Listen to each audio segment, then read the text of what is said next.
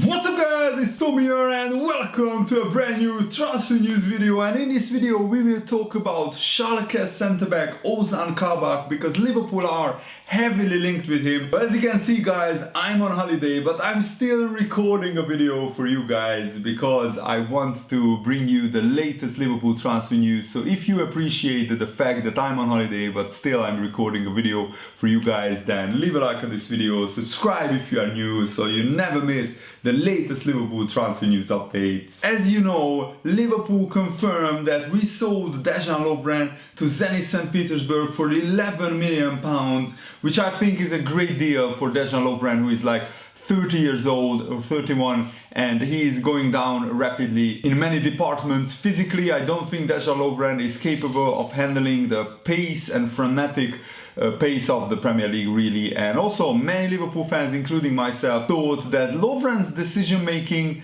just didn't improve with time, with age, with experience. He was always a rash centre-back who always had a mistake in him. He was pretty injury prone as well, and Liverpool identified Ozan Kabak, who is rated at like £30 million, as Dejan Lovren's replacement. The Daily Mail and many other newspapers are reporting that Liverpool are looking at Ozan Kabak as the perfect replacement for Dejan Lovren because we are looking at the centre-backs. And Jurgen Klopp knows the Bundesliga very well and he watches the Bundesliga more than I think most Liverpool fans do. And Kabak has been scouted by Manchester City, Juventus and Dortmund. He is very highly rated. Schalke didn't qualify for the Champions League or even for Europe for that matter because they had a shocking second half of the season under actually David Wagner, who is Jurgen Klopp's one of his best friends among the coaches. He used to be the Huddersfield manager before Huddersfield got relegated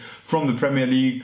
And also now at Schalke, he had a great first half of the season, but the second half of the season was pretty shocking from Schalke. They couldn't buy a win really, and they slipped down the table. They didn't get relegated, but they finished well into the bottom half of the table. So I think Schalke won't be able to resist the approach of Liverpool, and because Jurgen Klopp is good friends with David Wagner, I don't think the negotiations should have any problems. And because of the pandemic and because of the football suspension and the financial crisis, Schalke are actually struggling financially and they need to sell some of their best players just to keep the club going. And Ozan Kabak, they identified him as one of the players that they want to sell, and Liverpool are looking to buy a centre-back, so it's the perfect scenario. And I think we could negotiate for a 20-30 million pound fee for Ozan Kabak. He is a Turkey international and he is just 20 years old, and he's a very highly talented, highly rated youngster who, of course, Man City, Juventus and Dortmund are also scouting. He is very combative, he is good on the ball, and he has been tipped by many pundits and experts to have a very bright future. And of course, because Liverpool already sold Lovren, Jurgen Klopp confirmed actually previously during the season that Liverpool will only sell players if they will sign a good replacement for them. So the Liverpool don't sell a centre-back without buying another centre-back for next season, because that will leave us very short with just 3 centre-backs. At the moment, because Lovren is sold, we just have 3.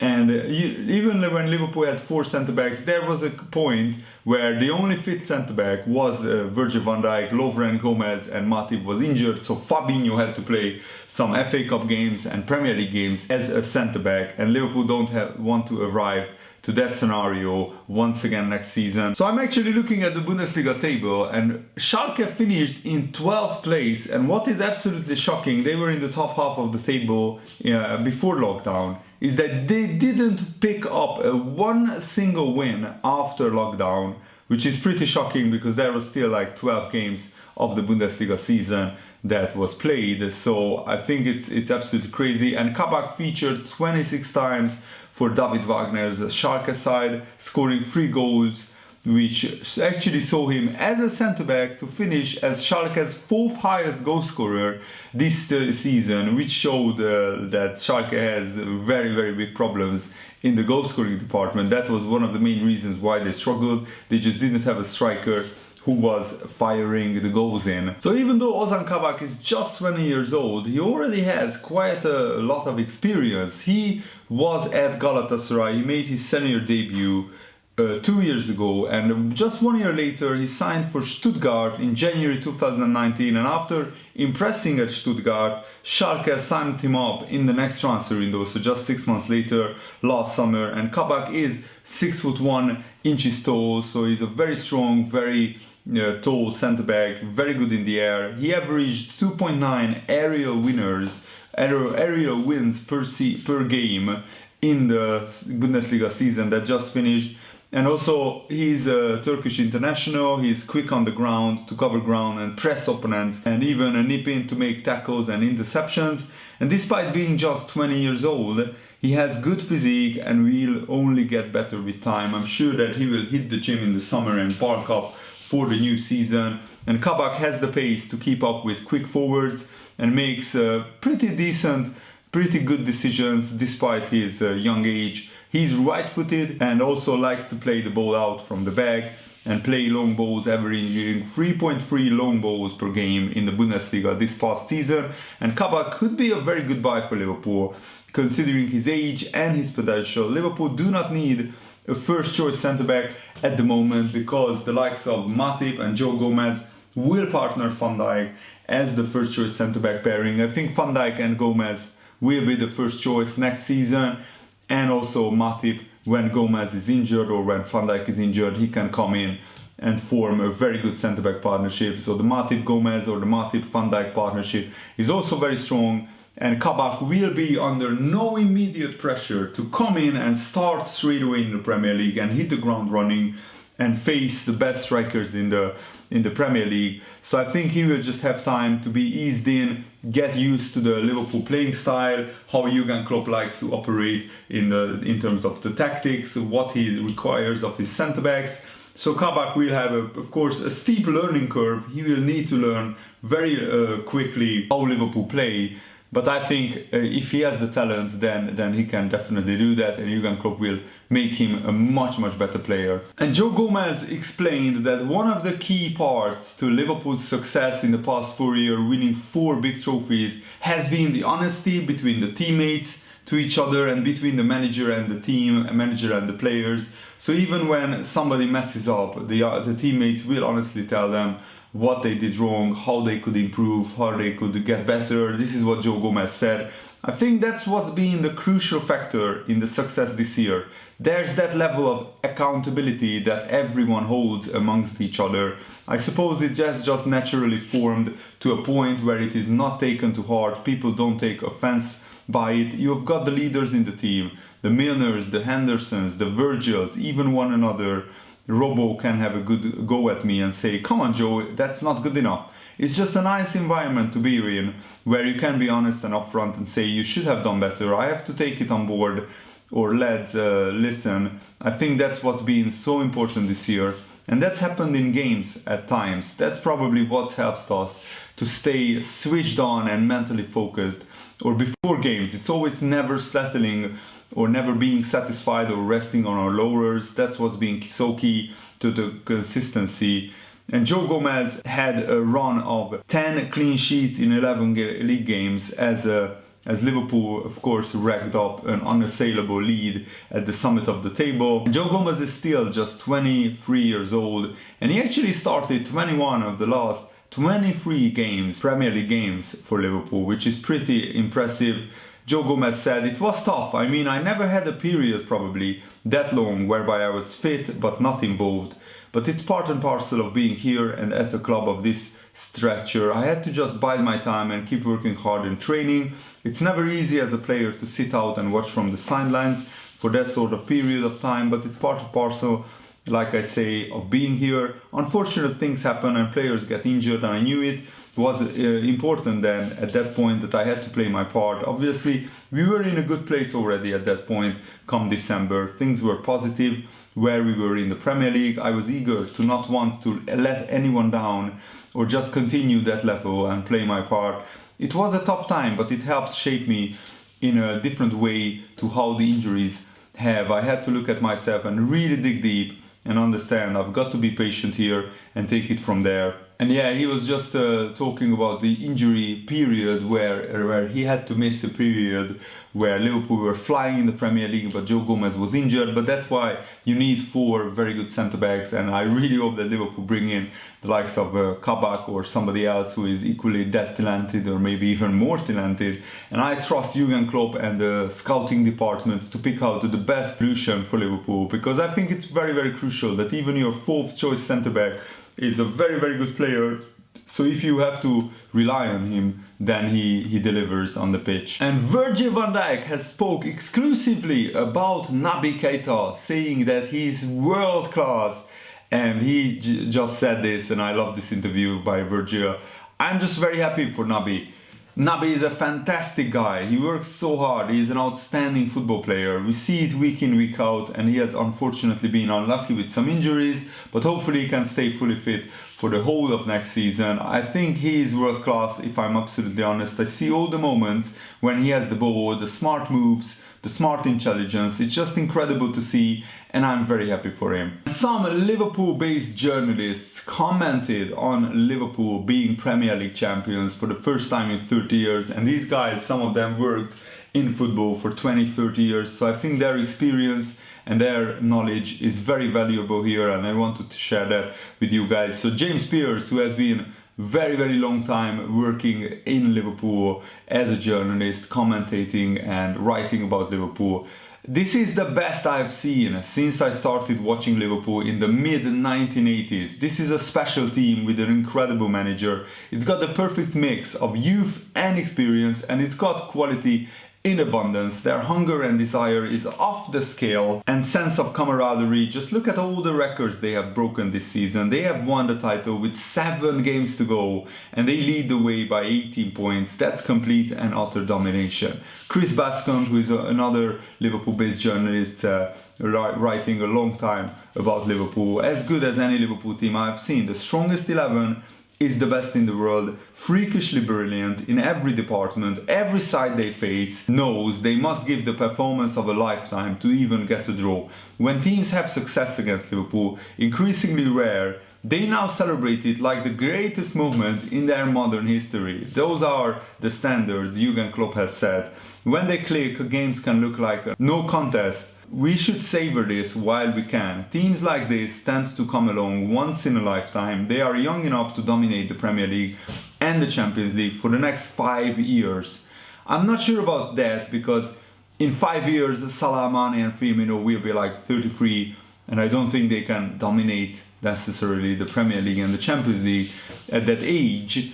But certainly for the next 3 years at least, that's true, they can dominate. Melissa Reddy, who is another Liverpool-based journalist who is working a long time around Liverpool. No team has won the Premier League with 7 games to go. Liverpool's excellence is in danger of being normalized because of how consistent they are all the time, but we are witnessing greatness. This is a team that has played in consecutive Champions League finals, won the club's 6th Champions League trophy, and 97 points, got 97 points last season, and have posted domestic numbers in this campaign not seen around in Europe's top 5 leagues. They are extraordinarily resilient and relentless. The mentality monsters tag couldn't be more apt. They have shown extensive variability in how they win as well. And that's so true. Liverpool have won games playing scintillating football, but they have also won games ugly. The narrow 1-0 wins where Liverpool had to grind out, and they weren't necessarily the better team. Maybe the opposition deserved at least a draw or maybe even a win, but Liverpool got over the line. They scored a goal, they defended well, and they just saw out the win. And those wins were actually very important. They just kept the machine going, they kept the run going, kept the momentum going. And the next week Liverpool maybe played better, turned on the style, dominated the team that we played against, and scored some nice goals. And then Liverpool were flying again. David Lynch, another journalist, said this: the players and the manager that ended Liverpool's long wait were always going to go down as legends at Anfield. But this team is so much more than just that. They are not just the new Premier League title holders, but also still the reigning European and world champions, and every single one of those achievements has been fully merited. We are watching one of the truly great Liverpool sides in action, which, considering everything that has gone before, is just remarkable. Fans should cherish every moment of this.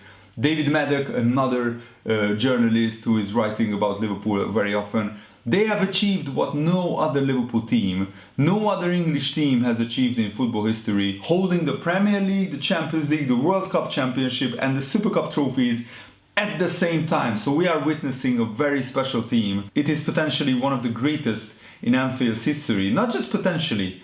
In terms of the win ratio and the points that Liverpool got at the end of this season, this is the best Liverpool side in Liverpool's history, which is absolutely amazing considering how long this football club has been around, more than 125 years. Maddock continued, I would already rank them up there alongside some of the very best Liverpool sides, and if they keep winning, then there will be players in this team who we rate alongside the greats in the club's history.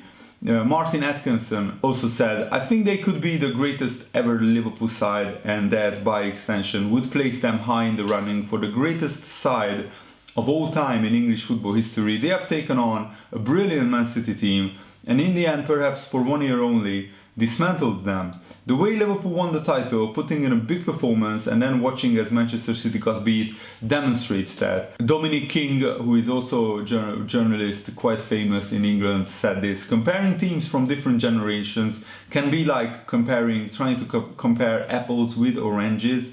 What I can say with absolute certainty, however, is this squad deserves its place in the highest bracket of Liverpool title winners. They are absolutely exceptional. A record number of points, 32 wins from 38, world-class quality all over the pitch. I just hope everyone can appreciate it all and not think that this is normal. We are watching a once-in-a-generation team guided by a manager whose name will span the ages. Savor every minute of it.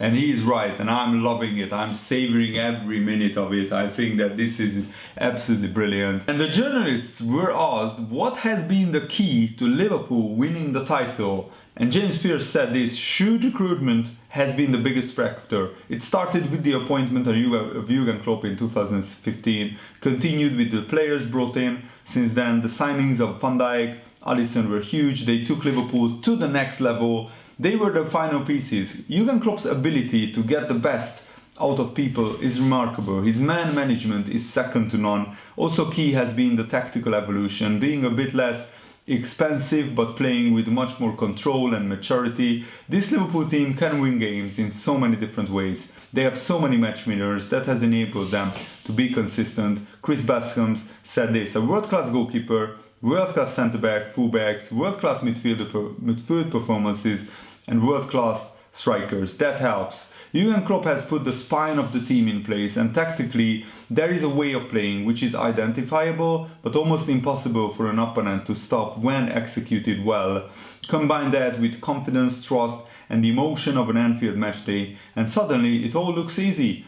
As we know from 30 years in, which many seasons were wretched, it is the hardest task in football to make it appear so simple, and that is so true. Melissa Reddy said this: shared experiences under a certified elite manager under the club's one vision policy. Every setback, the 2016 League Cup final loss, the Europa League final loss, Kiev missing out on the league crown by a point, has primed Liverpool to grow into the strongest version of themselves. It generated belief in the players that they deserved to be at the top table, with those journeys reawakening the fan base. That has created a powerful force, harnessed by the man who made it all possible, Jurgen Klopp. The first goal FSG made to the German in 2015 set this whole process in motion, and with the help of Michael Edwards, Mike Gordon, sensational staff at Melwood and a superb group of players, Liverpool have swaggered over the line. The incredibly talented players, brilliant backroom staff